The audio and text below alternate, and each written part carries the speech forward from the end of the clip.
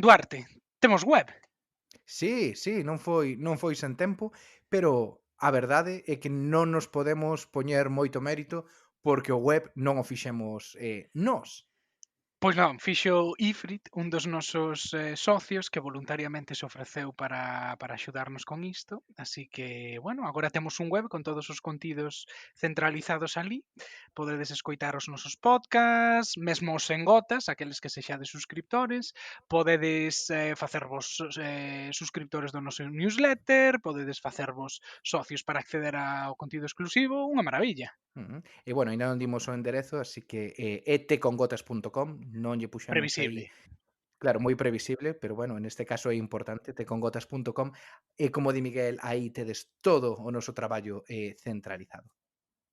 Pois sí. Bueno, pois hoxe de que imos falar, Duarte? Coronavirus, non? Toca outra vez. Pois sí, hoxe imos falar un poquiño do coronavirus na primeira parte, tendo en conta que agora xa estamos na desescalada, pero quedadevos ata a segunda, porque temos unha entrevista moi interesante cunha escenógrafa de teatro que leva moitos anos traballando no Reino Unido e que a verdade é que ten un currículum bastante impresionante. E para os que prestedes atención aos detalles, xa vos quedaríades no pasado que ás veces escoitan sereas de ambulancias, de coches da policía, desde o noso estudio en Streatham. Bueno, hoxe probablemente tamén escoitedes o ruido de trens, porque en fronte da casa do meu irmán en Peterborough están as vías do tren, e hoxe non sei por que a esta hora están pasando moitos trens. Así que se escoitades ruidos raros, é iso. Deben de ser todas as mascarillas entrando no Reino Unido, dentro intro. Think about Brexit. What's that? Like, Order! The nose to the left, 432. With the light, with the music. Very welcome everybody here. A Brexit question in English, if you don't mind. Bueno, no, hombre, no vamos a hacer. Venga, adelante. ¿Quiere usted hacer el puñetero favor de largarse de aquí y de... No va usted a hacer nada ya. Would you like a cup of tea? yeah, sure. Go on, have a cup of tea. Thank you, thank you. No Té con Gotas desta semana imos falar, aínda que só sexa un pouquichiño, do coronavirus. E por que imos falar do coronavirus? Porque ao igual que está pasando en Galicia e noutras partes do Estado, o Reino Unido está entrando nas súas fases de desescalamento, de volta á nova normalidade, como tamén lle din aquí. Pero xa dáme a sensación de que se está facendo dun xeito un pouquiño caótico, polo menos a nivel comunicativo, e como Miguel, ti máis eu, pois, de comunicación, pois algún interese temos, pois son destas cousas nas que nos fixamos. Ao longo da semana pasada houbo toda unha serie de filtracións desde parte do goberno de en que ia consistir esta nova normalidade, todos os medios parece que tiñan acceso pois a directrices e guías que iba a publicar o goberno, e pero a fin de contas estábamos todos pendentes da rolda de prensa, da comunicación que Boris iba a ter con toda a cidadanía británica deste pasado domingo. Pero deu unha sensación, non sei como viviches ti, Miguel, de que tamén esa rolda de prensa foi un chisquiño caótica.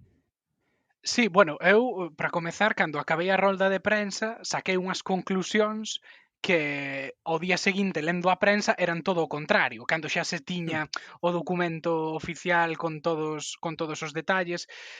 Sí, a verdade é que eu non entendo quen deseñou toda esta estrategia de comunicación durante esta semana, porque eu creo que se crearon unhas expectativas no público que ao final Boris non cumpliu. Boris na rolda de prensa non dixo grande cousa, máis alá de que non era momento aínda de levantar o confinamento como estaba acontecendo noutros países de Europa, e condicionando todo a que se cumplisen certos requisitos. Era todo if.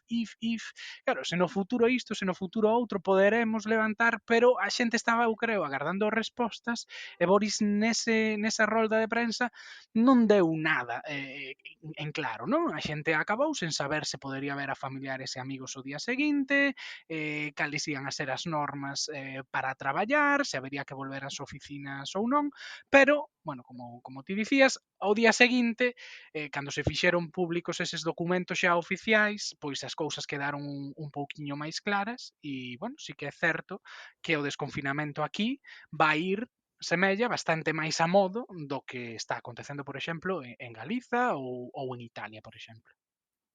Sí, pero bueno, a min tamén xa me chamou a atención o feito de que logo da rolda de prensa de Boris aínda non estivese dispoñible o documento coas directrices, non? Que que o Claro. goberno impulsaba, que teníamos que agardar ao día seguinte a que Boris comparecese no Parlamento e despois foi cando se fixo público este documento. Iso crea tamén bastante incertidume. E máis, despois da rolda de prensa, unha das cousas máis interesantes pois desta nova fase, que é o feito de poder, bueno, quedar con xente fora e tal, iso non se dixo na rolda de prensa, pero díxoselles aos xornalistas que estaban cubrindo. Iso non ten sentido ningún, polo menos a min, bueno, non me pareceu o mellor xeito de comunicar isto. Claro, a lóxica levaría a pensar que pois o primeiro ministro ou o portavoz de turno dá un discurso onde fai públicas as liñas xerais, as mensaxes que queira transmitir, etcétera, etcétera, e nada máis rematar a rolda de prensa, pois está o documento detallado, coas condicións detalladas, a disposición dos xornalistas para que, bueno, pois o fagan público e a sociedade se entere. No Reino Unido o que pasou foi que os asesores de comunicación do goberno dedicáronse durante a semana anterior a filtrar informacións aos medios de comunicación, que algúns as interpretaron ao seu xeito. De feito, o The Sun sacaron a portada dicindo se acaba o confinamento, ao día seguinte The Times sacando unha portada negando iso e dicindo o confinamento vai continuar ata xuño.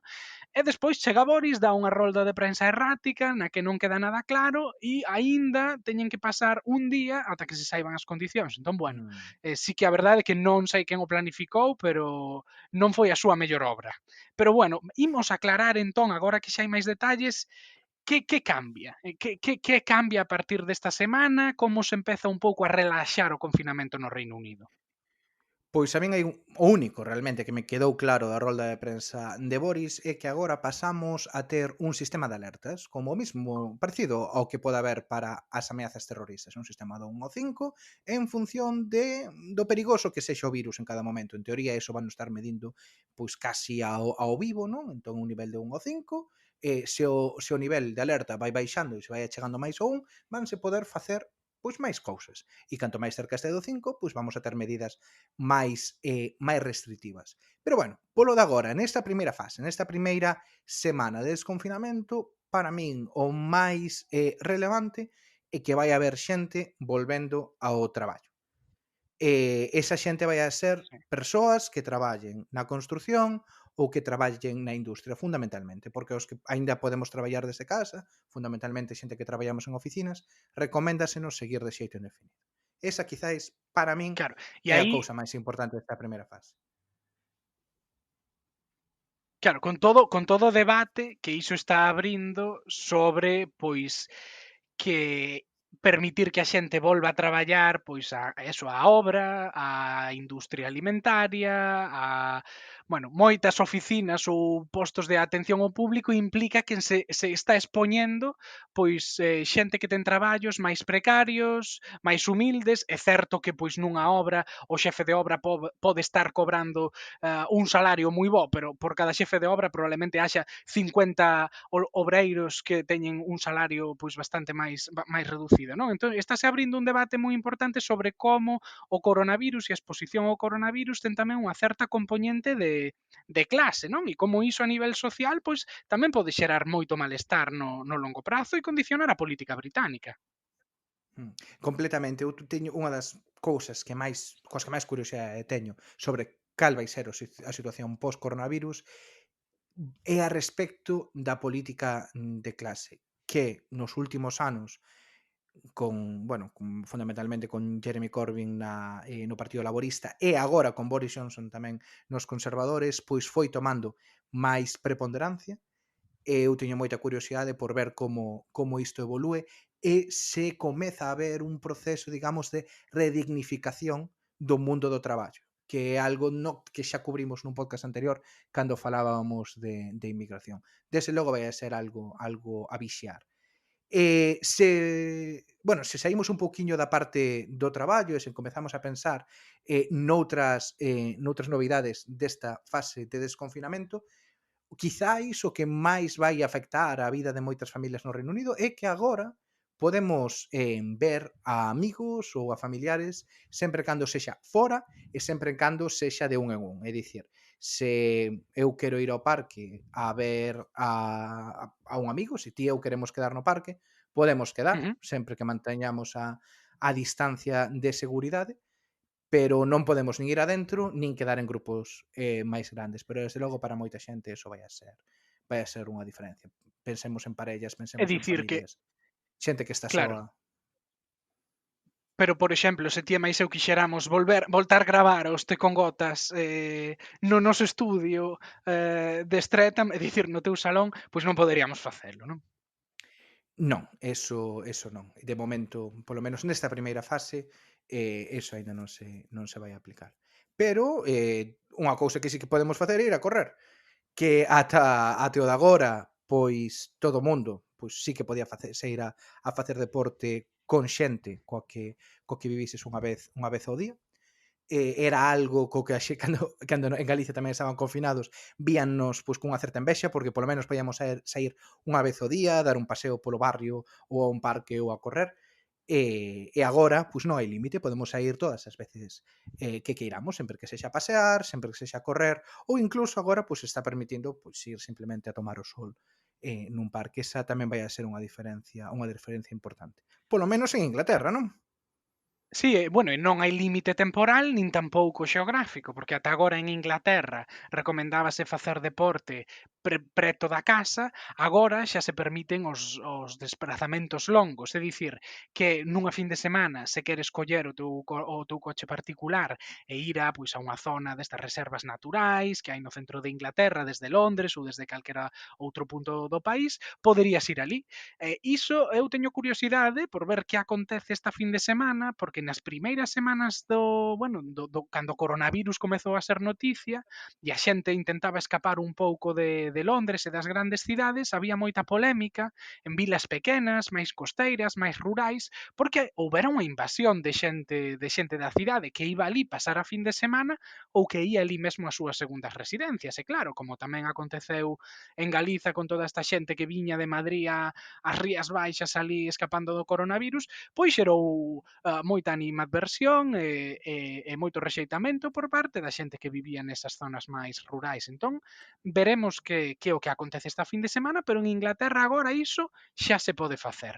Pero sí, como ti dicías, isto só en Inglaterra, porque no Reino Unido os 4 gobernos nacionais, o de Gales, o de Escocia, o de Irlanda do Norte e o de Londres, que é para todo o Reino Unido, pero en cuestión de coronavirus a efectos prácticos e Inglaterra, pois están traballando de forma coordinada, pero cada goberno nacional ca súa independencia, por así dicilo, non? E en Gales, por exemplo, vaise permitir sair a facer deporte todo o día, sen límite de tempo, pero non se pode ir a grandes distancias. Non te podes ir desde Cardiff ata a costa de Pembrokeshire no teu coche porque está moi lonxe. Tes que quedar preto da túa casa. E iso é algo pois que decidiu o goberno galés e que é un criterio diferente do goberno de Londres. E hai máis exemplos.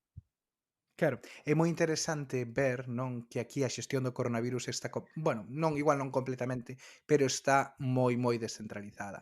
Xa ao principio, cando comezou o coronavirus a ser un problema, houbo algunhas diferencias entre, por exemplo, Escocia e Inglaterra. Escocia foi a primeira nación do Reino Unido que prohibiu os encontros que eran de máis de 500 persoas, non? Iso Sí, puxo penso bastante que sí. presión no goberno de Londres. Non, ao principio houbo certas disparidades. Despois, a medida que o goberno de Boris pois cambiou a estrategia, empezou a apostar por medidas máis duras, xa houbo, digamos, armonía entre os catro gobernos, pero agora comeza a haber certa diverxencia. Lía un artigo que publicou Nicola Sturgeon, a primeira ministra de Escocia, no Telegraph outro día, no que dicía que eles non estaban de acordo coa estrategia do goberno e que eles non iban a cambiar o eslogan ou a consigna que lle daban aos seus cidadáns. Agora, hasta o de agora, a consigna que se aplicaba en todo o Reino Unido era queda na casa, salva vidas, protexe o servizo de saúde, e agora, pois a versión que se aplica en Inglaterra está alerta, como era? Pois xa ni me acordo de como seguía. Sí, Está alerta, esta alerta para protexe. coronavirus salvavidas ou algo así, creo que era. Está alerta contra o virus salvavidas, sí. Bueno, pois Exacto, sí, en exacto. Escocia dixeron que nanai, que eles van a seguir dando a consigna de que queden na casa, que o de estar alerta non lles parece suficientemente contundente. Entón, estamos vendo como os distintos gobernos están tomando posturas distintas e tampouco moito drama, non? Que é algo Non. que é distinto pois, a como se xestionou isto no Estado español. Sí, de feito, bueno, a nivel de escolas tamén, pois vai haber diferenzas nos tempos nos que se vai a retomar a actividade escolar.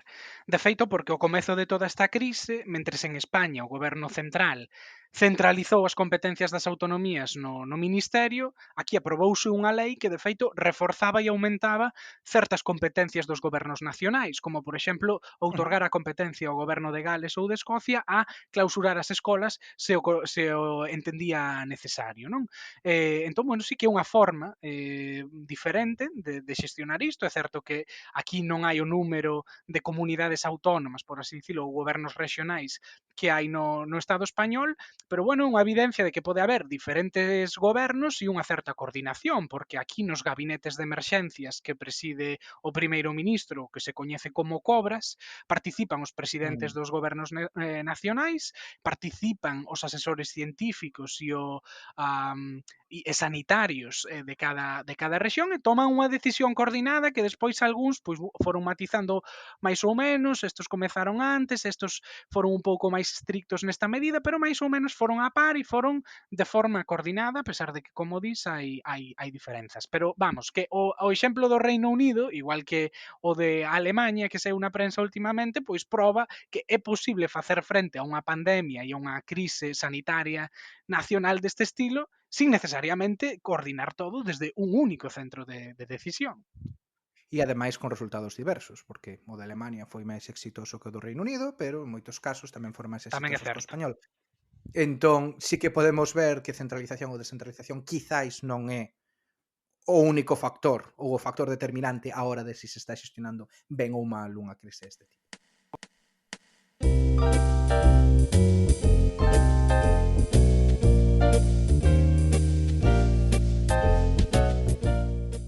Ben, pois agora imos deixar un pouquiño de lado a actualidade do Reino Unido e imos falar de arte. E imos facelo a través da vida e da experiencia profesional aquí no Reino Unido de Ana Inés Jabar Espita, que é unha escenógrafa e deseñadora de vestuario da Coruña que leva xa anos traballando no Reino Unido.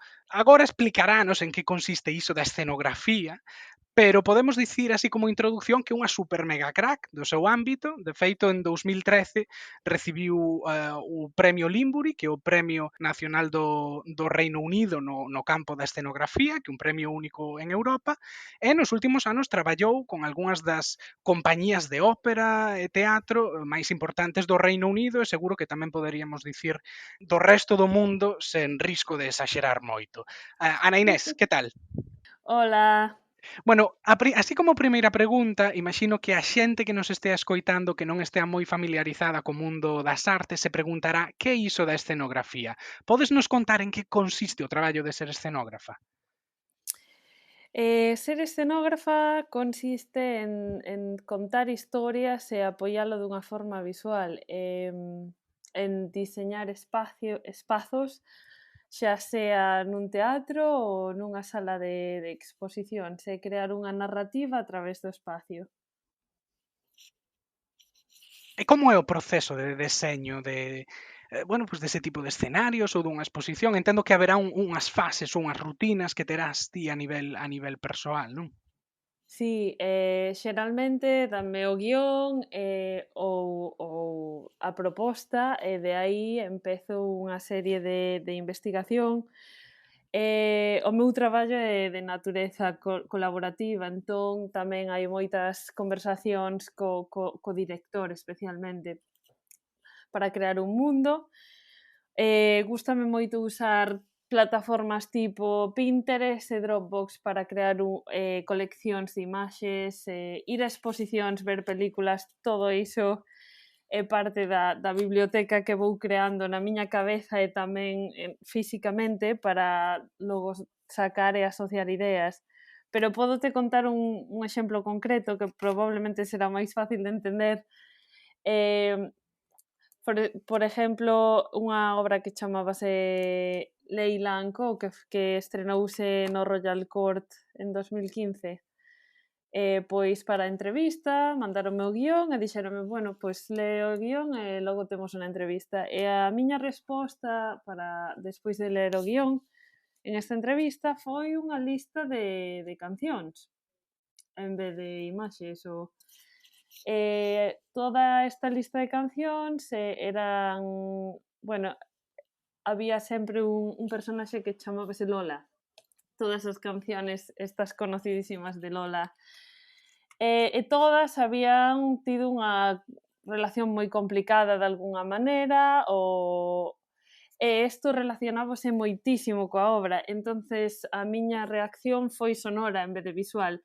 E conseguín o traballo a partir disto. Entón, é iso, é ter un montón de imaxes e sonidos e ideas para ir conectando con a historia e crear algo máis global. Entón, claro, ti partes dunha conversa co director, dunha proposta, dun guión, digamos que construes esa linguaxe visual ou auditiva que ti crees que podes comunicar a través dos escenarios. Cal é o paso seguinte? Como se pasa desa idea ou desa serie de imaxes que ti tes na cabeza ao que despois os espectadores podemos ver cando imos ao teatro, ou cando imos á ópera ou cando imos a unha exposición? Pois unha vez que chegas a unha idea, un concepto que resoa co texto ou coa exposición ou que sexa, unha cousa que é moi moi importante no Reino Unido é o tema das maquetas. O tema das maquetas ten moita historia aquí. De feito, no Victorian Albert hai unha sección que é de teatro, onde gardan maquetas de superescenógrafos de hai moitísimos anos. É unha cousa que leva moitísimo tempo crear os mobles pequeniños e facer todo con moitísimo detalle, pero é unha forma, é unha ferramenta moi útil á hora de comunicar físicamente o que queres facer no espacio. E tamén é unha herramienta moi boa para evitar problemas, porque todo ten que estar para montar a obra nos escenarios. Xeralmente tes 3 días, 2 días, un día algunhas veces. Entón ten que estar todo super calculado para evitar calquer tipo de erro. Entón, fas a maqueta, o debuxos 3D tamén co ordenador, agora empeza a usarse moitísimo máis, Photoshop, e con iso xa tes exactamente o que vai ser.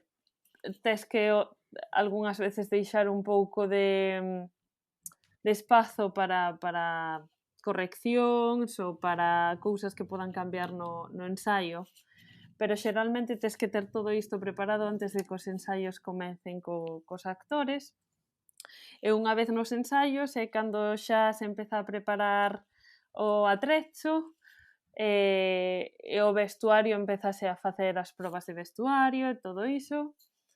E logo 2 días de montaxe e logo como unha semana de proba coas luces, o son, os actores en escena, o vestuario, e logo xa se abre. Esa semana anterior a abril xeralmente 14 horas de traballo o día. Que de locos, pero bueno, hai cousas máis complicadas por aí. E a hora de facer estes deseños, estamos a falar dun traballo individual ou é algo que fas en equipo con máis xente? Xeralmente, para a parte do concepto e de investigación, fago eu esa parte. E logo, pois eso, hai moitas conversacións co director e dai salen un montón de cousas. E a veces, depende do tamaño do proxecto, podes ter asistentes e xente para axudar ou non, depende. Hai xente especializada en facer maquetas, que como leva tantísimo tempo, se tes unha produción moi grande e un deseño moi complicado, pois é moi útil ter alguén que poda axudarte con isto. Tamén hai xente que pode axudar co tema de a facer os collages do Photoshop, pero iso depende do tamaño da produción. Dentro de todos estes anos que xa levas traballando no Reino Unido, que obra ou que momento che supuxo un maior reto a nivel profesional? E por qué? Eu diría que a obra que gañei co Limbury Prize, que era o Driver's Seat, co Teatro Nacional de Escocia, porque foi a primeira. Era unha obra bastante grande e ademais estaba diseñando, ademais do vestuario e a escenografía, o vídeo. Entón recordo estar tomando notas en esa semana antes de abrir e non saber nin por onde empezar, non? Estaba facendo columnas, era unha locura, a verdad. Pero estou moi contenta do resultado desa obra e tamén abriume moitas portas para o futuro. Sí, bueno, se foi a primeira e gañar xa o premio xusto despois, eso chegar a encher, non? Como se di por aló. E outra preguntiña que che quería facer. Vimos por aí que fixeches unha residencia en Florida precisamente porque estabas interesada na aplicación de novas tecnoloxías á escenografía. Agora estás falando, por exemplo, da utilización de vídeo. Como se aplican distintas tecnoloxías ou distintas innovacións a algo que leva existindo tantos anos como o teatro? Hai compañías especializadas en esas cousas. Eu fixen esta residencia porque, bueno, interésame investigar un poquito por libre o tema de a realidade aumentada. Xusto o ano antes de irme a esa residencia fixen un proxecto nunha illa en Escocia cunha rapaza que estaba a facer un doctorado de videoxogos e teatro. E fixemos un proxecto con realidade aumentada nesta illa. Entón o público chegaba á illa, tiña que poñer uns cascos e as pistas de sonido estaban conectadas con cada espacio. E logo cheamos a illa tamén con instalacións. Entón era como unha gincana, de alguna forma. Tiñas que ir camiñando. Entón, hai un montón de experimentos con tecnoloxía neste momento, especialmente cos tempos que corren, pois máis necesario que nunca. Pero en cada proxecto é un mundo, a verdade. Xeralmente tamén gústame usar materiais distintos con cada obra, por exemplo, facer vestuario con optic fibers, fibras ópticas. Entón, en cada proxecto sempre intento meter un algo novo de tecnoloxía, xa sea coa luz, co sonido, co vídeo, e intentar tamén co equipo chegar a esos acabados. E nese proxecto da Illa de Escocia que mencionaches, cal foi un pouco a acollida entre a xente que participou, que se sumerxiu nesa realidade virtual? Era moi experimental, entón só o fixemos 2 días tamén porque era un evento enorme. A verdade é que a xente disfrutou un montón porque é unha experiencia dende que te montas no barco para chegar á illa ata que retornas ao teu coche. E a verdade é que a xente aprecia moito esas combinacións. Teñen que estar pola labor, claro. Xa o público que foi xente que estaba genuinamente interesada en ese tipo de experimentos, pero moi guai. E xa falando máis desde o punto de vista comercial ou desde a industria, por así dicilo, como funciona ese mercado da escenografía? No teu caso en concreto, tes como unha serie un abano de compañías de ópera ou teatro coas que traballas habitualmente ou funciona máis isto do networking, de ter así contactos máis esporádicos ou como funciona ese mundo? Pois a verdade é que depende. Xeralmente a relación entre director e diseñador é como un matrimonio.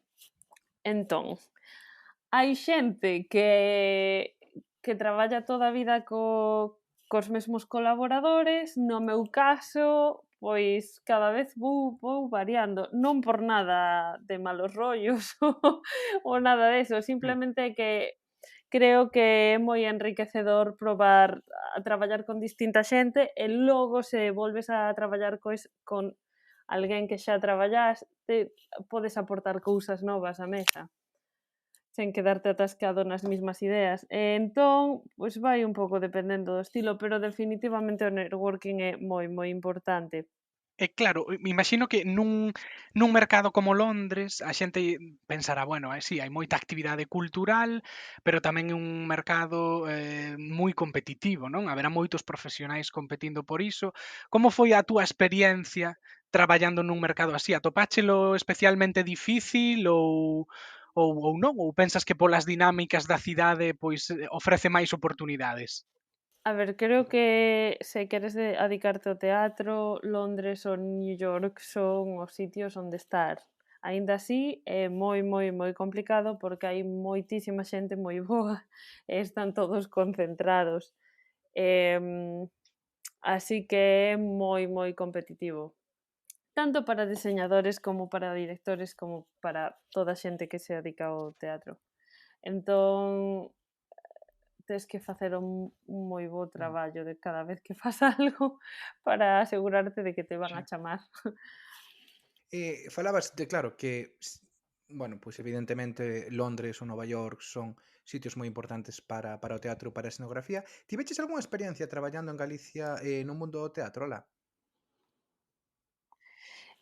Sí, fixen un proxecto con unha compañía, un quinteto de viento, chamase Zoar.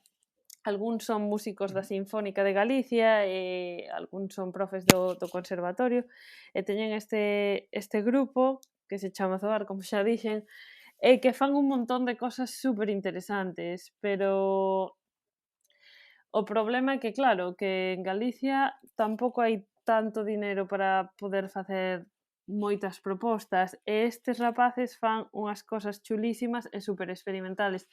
Tocan con un DJ, fixeron unha flauta máxica con monicreques de cucha,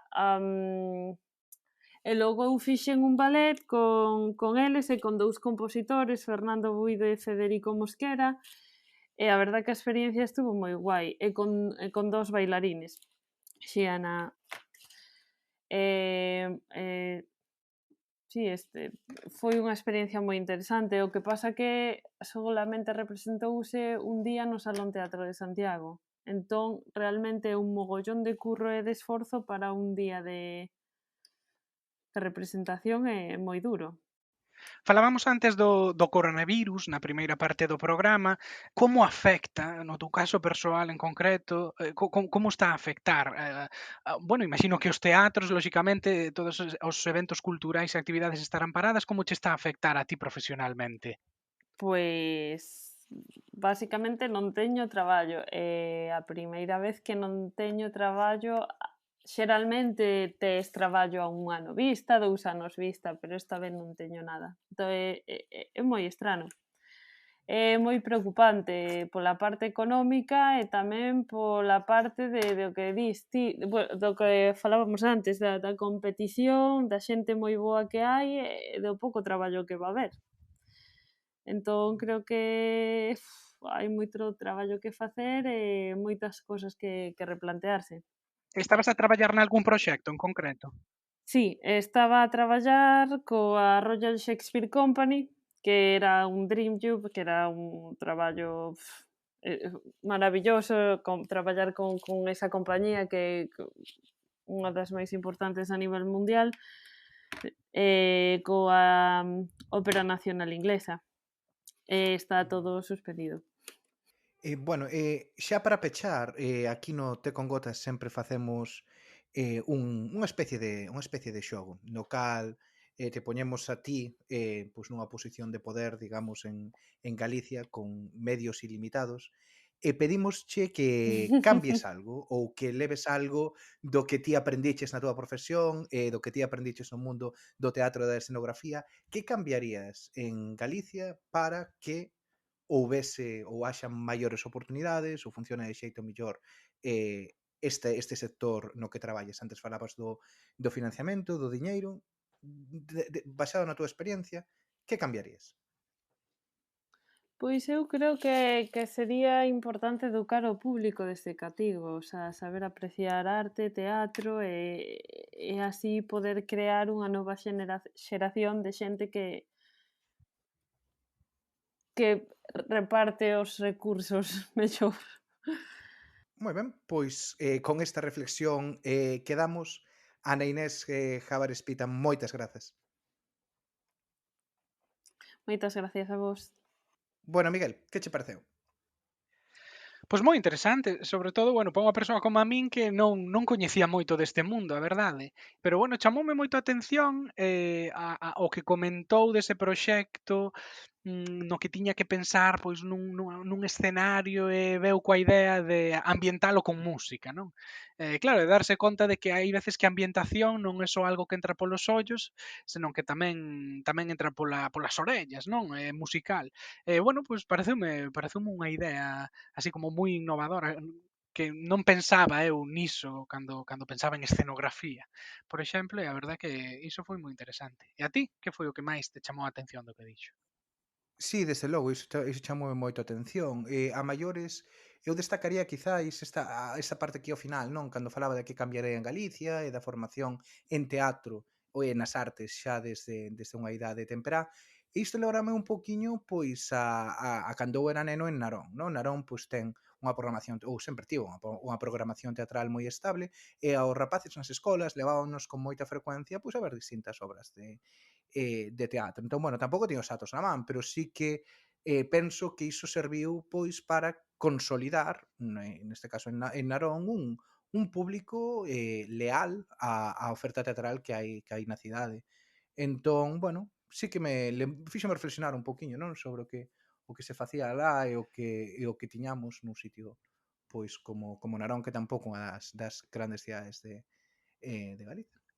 Pero bueno. Xa, sí, eu no meu caso da Coruña, eu sí que teño a lembranza de que na escola tamén hai moita actividade cultural, non? Hai moito pazo de congresos, teatros, e eu teño a lembranza de que nos levaban a moitos ensaios de ópera, de música clásica, de concertos de música clásica e tamén de teatro, pero no meu caso persoal teño que dicir que non sei por que nunca prendeu aí a chama do teatro, a pesar de que hai moi boa actividade e de que, bueno, na miña familia, a miña tía sempre foi así moi fan de ir ali ao Teatro Rosalía todas as semanas cando había algunha actuación, pero, bueno, sí que é certo que é algo que teño aí no meu debe, pero desde logo na escola non lembro tampouco que se promocionase moito, máis alá de cando en vez de levarnos ali a ver algunha obra ou algún ensaio de algo, pero sin afondar moito máis. O mellor se nos chegan a ter pois feito reflexionar algo máis, forzado a prestar atención á obra para despois pois facer algún traballo sobre ela, o mellor prestaba máis atención aos detalles, pero bueno, sendo neno soltanche ali nun auditorio e estás papando moscas pa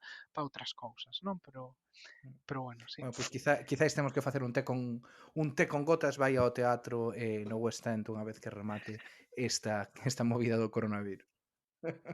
Ben, pois ata aquí o noso podcast de hoxe. Xa sabedes que nos podedes seguir en redes sociais, en Twitter, en Facebook e desde hai unhas semanas tamén no Instagram, e xa sabedes que agora temos novo web. Así que visitadeo e vede un pouco pois, o que temos aí, que basicamente pois, son todos os contidos centralizados. Tamén está aí o noso newsletter, ao que vos podedes suscribir agora a través do web, e tamén a través do web vos poderedes facer socios para acceder a todos os contidos exclusivos que temos nos nosos tes en gotas a través de Patreon. Xa sabedes que temos 4 modalidades de suscripción de $2,5 até $10 mensuais. Así que nada, até a próxima semana.